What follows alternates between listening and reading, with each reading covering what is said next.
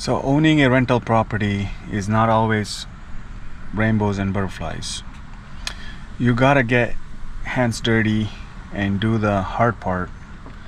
Yes, there is financial freedom, there is passive income. Most of the time, it's not 100% passive. But here I am today at the courthouse to file for eviction, which is part of the process. If you're owning a rental property, you're going to go through that as a landlord. So be prepared and don't think you're just going to be sitting back and collecting checks. There are going to be, no matter how much you vet the tenant, no matter how much you're careful, you're dealing with people, and people have lives. Their life changes, that's out of their control, out of your control. They maybe lose their job, health issues, death in the family, or simply they don't want to pay or whatever. So either way, you have to go through the difficult part, and it is part of the game.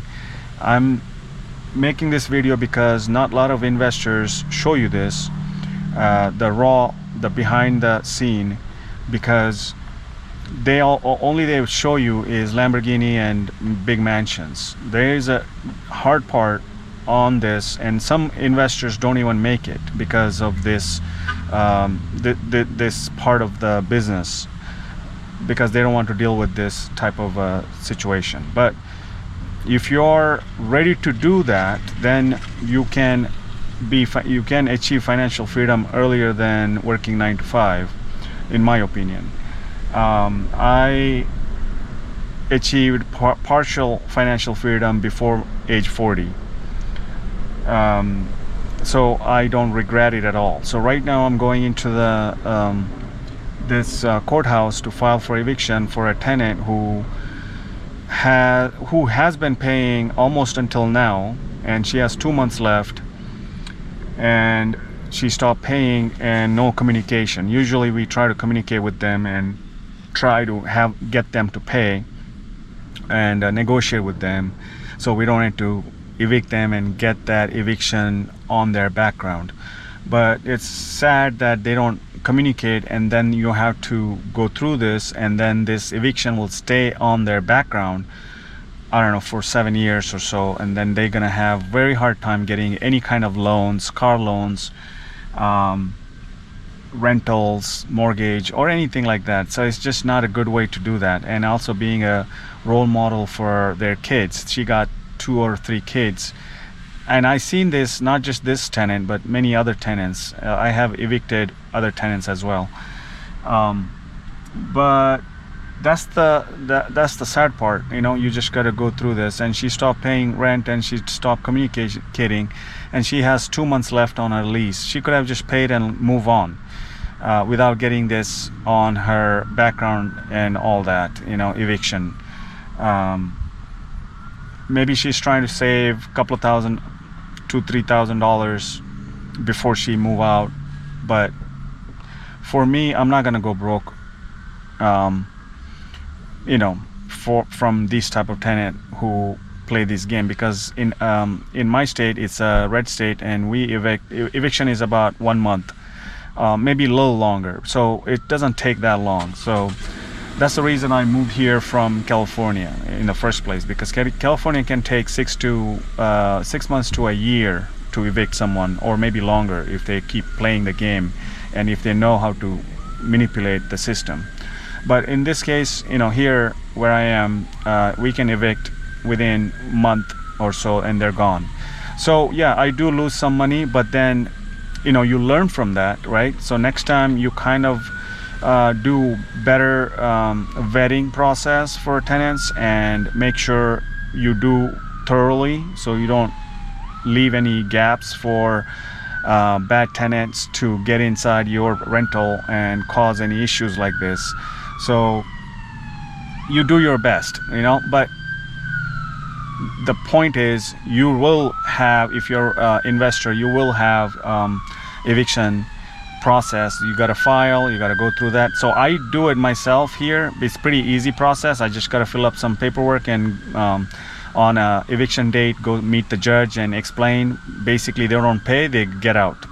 Judge doesn't give them any other options unless landlord give them few extra days to move out for whatever other reasons, if they have personal issues.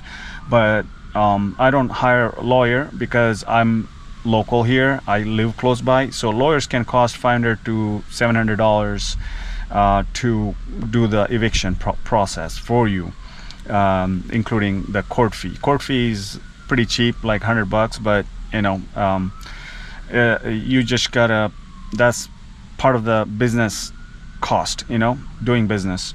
So you just gotta pay that and they'll be out. So only thing is you got to keep your good relationship with the tenant. Even though they're late, you keep it professional. You don't yell at them. You don't do anything. You don't go to the property and cause any issues because they're still in your property. Remember, you know, they have control of your property. You don't want any more losses than just the court fees and lost rent.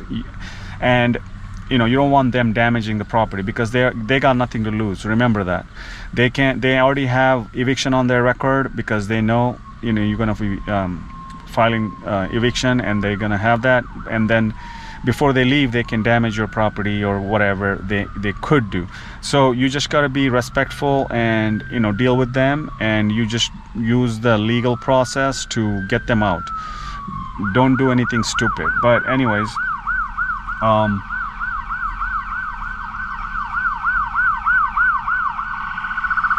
it's a busy day. So on the eviction day, you know, they will get an eviction notice within a week. They are out after the court date, if the judge after the judgment, and then judge will give you a damage hearing. Damage hearing is basically after the tenant moves out. If tenant doesn't move out, then you're gonna pay $10 and they're gonna send sheriff to the property, and then you make an appointment for that, and they will come and get all their stuff out and forcefully remove them. Damage hearing, after that damage hearing is you walk through the property, take all the pictures. If there's any damages, from the tenant, you know, with the timestamp, you keep all the records, and on the damage hearing you go back to the court. At this point you can fix up the property and you have other tenant living there, but you have that proof that after that tenant moved out, you have a walkthrough, and then you take all the reports of damages, and then you go back to the court, including that lost rent, damages, any court fees, any lawyer fees. You can go back to judge and present them, and they need to show up. If they don't show up, judge will just grant you that judgment, and then you can collect. You need to collect that from the tenant. At that point, what I do is I hire a lawyer or a collection company that collect.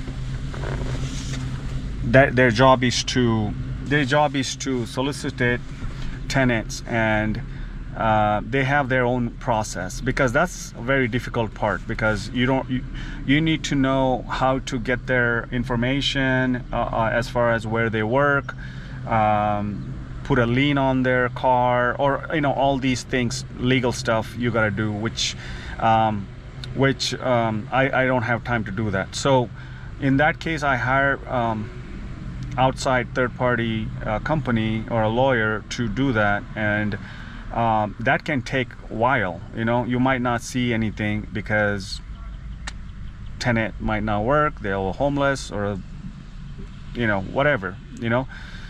But if you have a judgment for $5,000 or whatever, let's say, and you need to pay the collection company about 35%, depending on whatever the company you hire, you can negotiate that if you have repeated business and relationship with the lawyer who does the collection. But anyways, you don't need to pay out of pocket. So if they don't collect, you don't pay anything.